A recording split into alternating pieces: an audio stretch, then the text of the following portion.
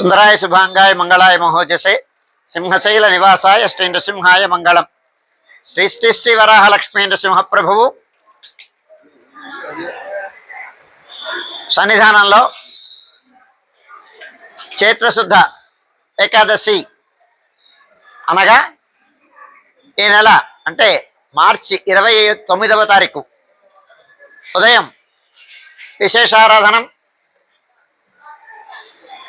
విశేష పారాయణలు అయిన తర్వాత యథావిధిగా బాలభోగం మంగళాశాసనం అయిన తర్వాత మహానివేదనం అయిన తర్వాత మధ్యాహ్నం 2 గంటలకి స్వామివారి యొక్క మధ్యాహ్న విరామం పవళింపు జరుగుతుంది. 2 గంటల నుంచి 2:30 వరకు పవళింపు అయిన తర్వాత 2:30 గంటల నుంచి 3:30 గంటల వరకు మనకి ఇదిగో అక్కడ స్వామి సన్నిధానానికి చేరేటువంటి ఆ నీలాద్రి గుమ్మం అంటాం. ఆ నీలాద్రి గుమ్మం దగ్గర కొట్నాల ఉత్సవం జరుగుతుంది. పసుపు దంచడం అన్నమాట.